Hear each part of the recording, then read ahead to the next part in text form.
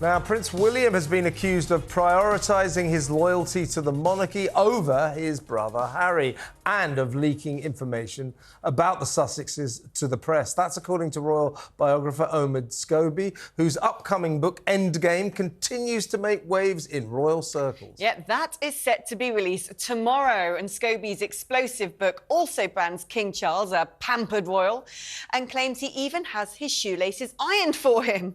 A number of royal insiders have called the accusations just plain wrong. But the palace itself has so far, of course, remained silent.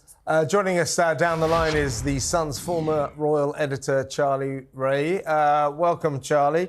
These stories of the shoelace ironing, I read this morning that actually that is a kind of quaint royal tradition that goes back centuries. So it may just be that Charles isn't being all that pampered here. He's just being a traditionalist. But we've always heard these stories of the inch-long toothpaste that a butler puts on his toothpaste every morning. And I remember reading that he likes 2 boiled eggs, but you have to cook him 6 so he can find the 2 that he likes the look of. So stories of King Charles being somewhat pampered are not new, are they? Remember the one about him taking his toilet seat everywhere with him that he went? That is true. That is absolutely true. Yes, he takes his toilet seat with him, and it's used when he's on a tour. Yeah.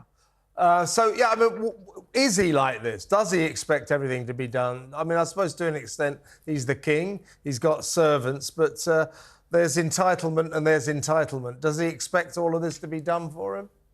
I think he expects quite a bit of it to be done for him. I mean, if you're king, you can get all sorts of people to do all sorts of things for you. But you know, it's the monarchy and it's the way it runs. There's always going to be little quirks within the monarchy of whoever is the monarch.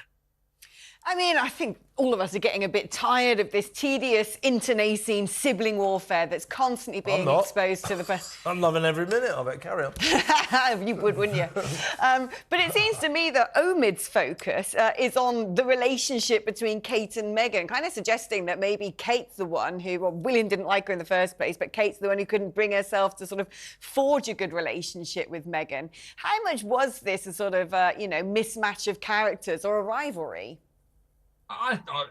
There's certainly been some rivalry. All we've got to do is look back at Oprah Winfrey, Spare, the 6 episodes on Netflix, and clearly there was rivalry between the two.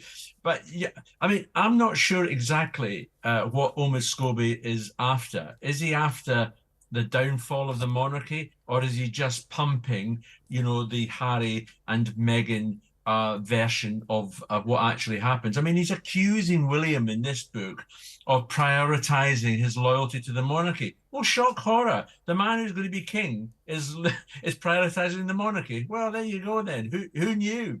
I mean, he's saying it's at the expense of his brother. Now, I would love to see, and I don't think we're going to see this, Kevin and Alex, but I would love to see the evidence that he has got, that William has personally leaked stories against his brother. I'm not doubting that there are some people who are saying things on behalf of William and Catherine. Let's not forget, this is what's happened in the royal family all along. We had the Diana and Charles, the War of the Waleses. We had them briefing against each other all the way through. I mean, it's something that does happen. But I want to see the evidence of William actually doing it. Yeah, because, Charlie, it seems that William is particularly furious about this. Sure. That is the story we're being given, that he is outraged at the very suggestion that he should be briefing quietly against his brother to the media. Would it be possible, though, that in his regal innocence above it all, William doesn't realise that people on his team are doing just that? Because, you know this more than I do, but I've known a lot of royal correspondents and royal editors in my time, including one Mr. C. Ray of The Sun, and they certainly got briefed by various factions in the royal family. Is this a question of the normal briefing going on, but William, in his high state, not really being aware of it? It is possible. You're absolutely right. There are always briefings going on. Now, there are some people in the background who may think that they are doing this for the right reasons, that they are, supporting the royal that they, in effect, work for. So you'll never find a royal's fingerprints, apart from Princess Diana and Prince Charles, on anything that's being briefed. I mean, there's no doubt William is furious, and this book is actually having a pop at Catherine. Is described as an underachiever and all this sort of stuff. Well, hang on a minute. These are two people who work very hard for the royal family and for the country. You've just got to look at them on a daily basis, what they're doing and how they go about meeting ordinary people and supporting the various charities and causes that they support. I mean, as unsightly and tawdry as some of this content is, and I was thinking there, the amount that's being churned out, whether it's Spare, whether it's the Oprah interview, whether it's the Netflix series, this book, it's absolutely unparalleled. But do you think it actually doesn't particularly harm the royal family? Instead, it sort of creates an intrigue around the family that in the 21st century of so many Hollywood stars and reality shows is probably not a bad thing. I think it's distasteful for the royal family. I don't think it harms the royal family because I doubt very much if there's really anything that can actually harm the monarchy as such. Most of the country, according to the latest polls, support the monarchy. So, yeah, OK, Omid's brought his book out. He says that Meghan and Harry haven't contributed, but let's not forget that's what he said about finding freedom, and then they were all everybody was forced to admit that there was cooperation. I mean, this is information he's getting, and I would be very surprised if he has got any really good royal contacts apart from the Meghan and Harry side. Yeah, I mean, a lot of the content of this book, from what we've read in the papers, does seem eerily familiar. Sam Lister from the political editors of the Express is still with us.